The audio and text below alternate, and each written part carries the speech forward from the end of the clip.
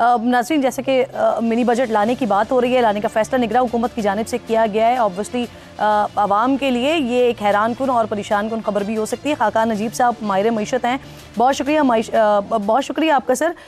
ये बताइए, retail, property और तामीरात के शोबों से ज़्यादा टैक्स वसूली का प्लान हुकूमत की जानिब से किया जा रहा है।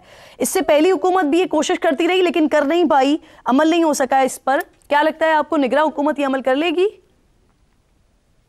तो किरण, ऑफ कोर्स निगरान हुकूमत के तो अगर आप मैक्सिमम भी देखें 8 फरवरी और फिर कुछ दिन ट्रांजिशन के, इतने दिनों में तो ऑब्वियसली आप इतने मेजर सेक्टर्स जो हैं उनको टैक्स नेट में नहीं ला सकेंगे। बट अगर आप ये सिग्नलिंग करते रहें बार बार, और मैं ये कहता हूँ कि पाकिस्तान का रिटेल और होलसेल, पाकिस्तान की जो रियल एस्टेट है और पाकिस्तान का जो एग्रीकल्चर इनकम टैक्स है, इसमें बहुत बड़ा पोटेंशियल है टैक्स करने का। और सिर्फ इसीलिए नहीं हम इनको टैक्स करना चाहते, बट ये जो अनप्रोडक्टिव सेक्टर्स हैं, नॉन ट्रेडेबल सेक्टर्स हैं, इन पर टैक्स लगाकर मैन्युफैक्चरिंग के टैक्स को कम करना चाहते हैं। अगर पूरे मुल्क में 4 अरब रुपए सिर्फ एग्रीकल्चर इनकम टैक्स कलेक्ट होगा, जबकि वो 21 से 22% हुजम है उसका पूरी इकोनॉमी का, तो इट इज अनफेयर। तो ये तो बात मतलब आया है। और दूसरी बात पे मैं जरूर कमेंट करना चाहूंगा, मैं थोड़ा सा हैरान हूं देखकर कि जो आईएमएफ के साथ अभी हमने एग्री किया है, उसमें हमने कहा हम विदहोल्डिंग टैक्स बढ़ा देंगे, हम एफईडी लगा देंगे, हम रॉ मटेरियल की इंपोर्ट पे टैक्स बढ़ा देंगे। ये कंटिजेंसी मेजर्स हैं जो कि आई थिंक के बड़े इनडायरेक्ट हैं इस वक्त। जीएसटी बढ़ाना, आई थिंक इनको दोबारा नजरसानी करनी पड़ेगी। लेट्स होप कि वहां जाना ही ना पड़े कि टैक्स की शॉर्टफॉल हो और हमें और कोई क्या होगा इसका?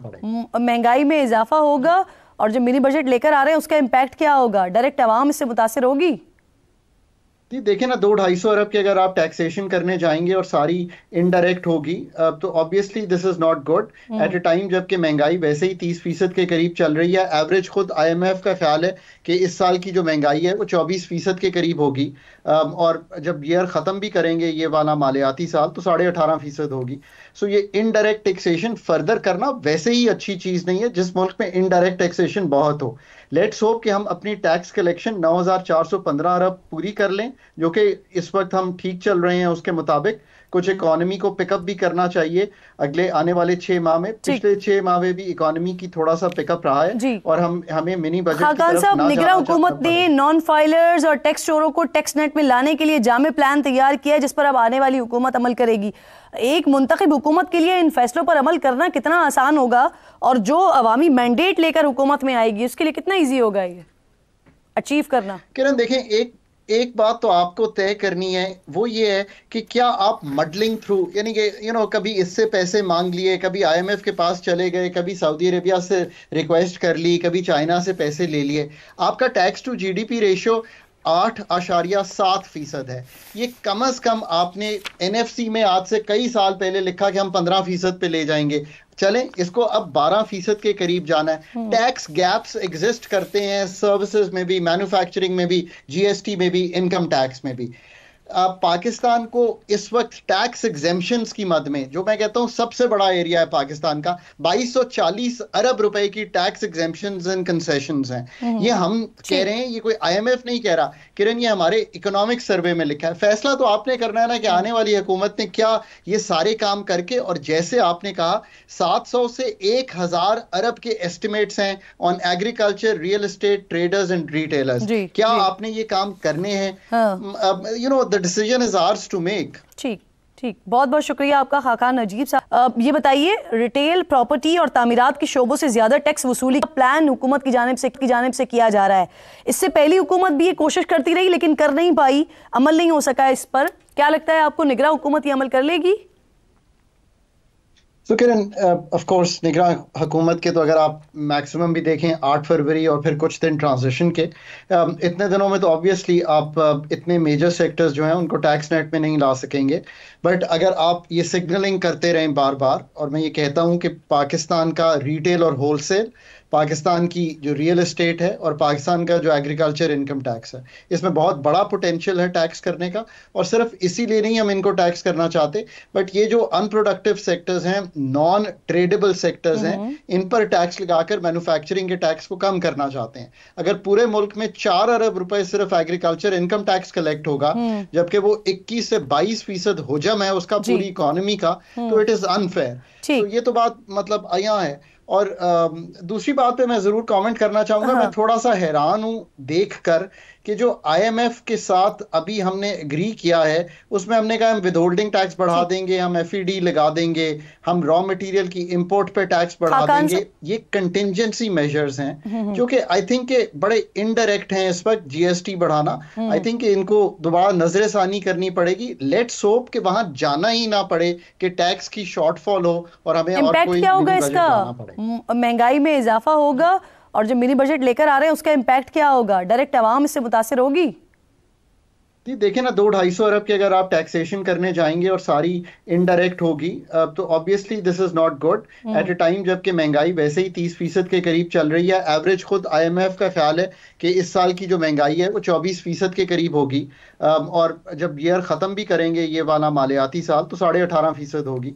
सो ये इनडायरेक्ट टैक्सेशन फर्दर करना वैसे ही अच्छी चीज नहीं है जिस मुल्क में इनडायरेक्ट टैक्सेशन बहुत हो।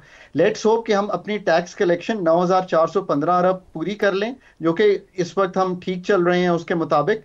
कुछ इकोनॉमी को पिकअप भी करना चाहिए अगले आने वाले 6 माह में। पिछले 6 माह में भी इकोनॉमी की थोड़ा सा पिकअप रहा है और हमें मिनी बजट की तरफ ना निगरान हुकूमत ने नॉन फाइलर्स और टैक्स चोरों को टैक्स नेट में लाने के लिए जामे प्लान तैयार किया है जिस पर अब आने वाली हुकूमत अमल करेगी। एक मुंतखब हुकूमत के लिए इन फैसलों पर अमल करना कितना आसान होगा और जो अवामी मैंडेट लेकर हुकूमत में आएगी उसके लिए कितना ईजी होगा ये अचीव करना? किरण देखें, एक बात तो आपको तय करनी है, वो ये है कि क्या आप मडलिंग थ्रू यानी कि कभी इससे पैसे मांग लिए, कभी आईएमएफ के पास चले गए, कभी सऊदी अरेबिया से रिक्वेस्ट कर ली, कभी चाइना से पैसे ले लिए। आपका टैक्स टू जीडीपी रेशियो 8.7% है। ये कम अज कम आपने एनएफसी में आज से कई साल पहले लिखा कि हम 15% पे ले जाएंगे, चलें इसको अब 12% के करीब जाना है। टैक्स गैप्स एग्जिस्ट करते हैं सर्विसेज में भी, मैन्युफैक्चरिंग में भी, जीएसटी में भी, इनकम टैक्स में भी। पाकिस्तान को इस वक्त टैक्स एग्जेम्पशंस की मद में, जो मैं कहता हूं सबसे बड़ा एरिया है पाकिस्तान का, 2240 अरब रुपए की टैक्स एग्जेम्पशंस एंड कंसेशंस हैं। ये हम कह रहे हैं, ये कोई आईएमएफ नहीं कह रहा किरण, ये हमारे इकोनॉमिक सर्वे में लिखा है। फैसला तो आपने करना है ना कि आने वाली हुकूमत ने क्या ये सारे काम करके, और जैसे आपने कहा 700 से 1000 अरब के एस्टिमेट्स हैं on agriculture, real estate, traders and retailers. क्या आपने ये काम करने हैं?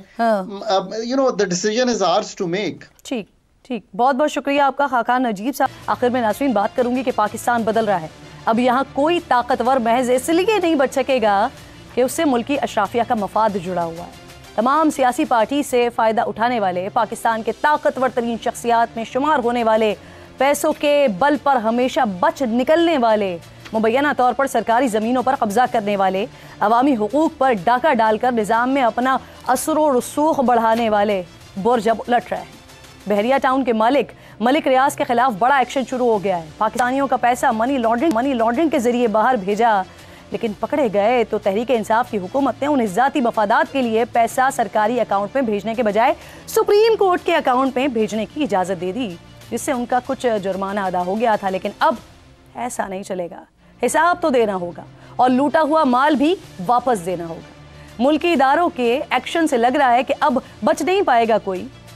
ये एक मलिक रियाज पर हाथ नहीं है नाजरीन, ये पूरी मुल्की अशराफिया को पैगाम है। मलिक रियाज, उनके बेटे अली रियाज मलिक और साबिक वज़ीर आज़म समेत दीगर मुल्ज़िमान के खिलाफ कौमी एहतसाब ब्यूरो ने 1 दिसंबर को एहतसाब अदालत में रेफरेंस दायर किया था। नैब ने अपने रेफरेंस में बाप बेटे को मफरूर करार दिया, जिसके बाद पहले दोनों के नाकाबिले ज़मानत वारंट गिरफ्तारी जारी किए गए और फिर बाद में इश्तिहारी करार देने की कार्रवाई का आगाज़ किया गया। अदालत ने 8 जनवरी को मलिक रियाज और उनके साहबजादे अली रियाज मलिक के दायमी वारंट जारी करते हुए दोनों मुल्ज़िमान के असासे मुंजमद करने का हुक्म दिया और अब मुल्ज़िमान की जायदादें जब्त कर ली गई हैं, जिसमें वसी राजी, बहरिया टाउन के दफातर, मुख्तलिफ bank accounts, Lexus, land cruisers और BMW जैसी महंगी तरीन गाड़ियाँ शामिल हैं। मलिक रियाज और उनके बेटे अली रियाज मलिक के खिलाफ कराची में भी फ्रॉड का मुकदमा दर्ज हो चुका है। रिपोर्ट्स के मुताबिक मलिक रियाज और अली रियाज मलिक ने बहरिया टाउन की तशहीर की इजाज़त के लिए मुबैना तौर पर 18 करोड़ से ज़ायद की रकम के चेक जमा करवाए, जो बाउंस हो गए।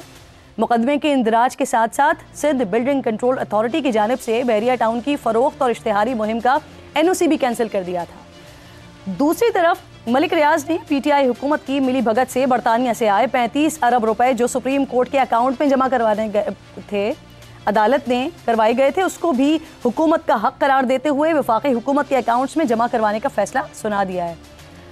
आज से कुछ साल पहले तक नाज़रीन मुल्क में ये सोच थी कि मलिक रियाज और उनकी फैमिली पर हाथ डालना मुश्किल ही नहीं बल्कि नामुमकिन है। बल्कि जब 190 मिलियन पाउंड केस की तहकीकात शुरू हुई थी उस वक्त भी यही सोच पाई जाती थी कि सियासी लोगों को तो कटहरे में फिर भी लाया जाएगा, लेकिन मलिक रियाज और उनके साहबजादे अली रियाज को नहीं छेड़ा जाएगा, उनको छोड़ दिया जाएगा। अल्लाह करे कि आने वाले हुक्मरान बड़े लोगों पर इसी तरह, ताकि कौम का एतमाद बहाल हो सके, ताकि कोई भी बड़ा, कोई भी अशराफिया, कोई भी मुजरिम बच ना सके। प्रोग्राम का वक्त ख़त्म हो गया। इंशाअल्लाह नाज़रीन से जुमे को मुलाकात होगी। अपना और अपने मुल्क का ख़ास ख्याल रखिए और फ़लस्तीन को अपनी दुआओं में याद रखिए।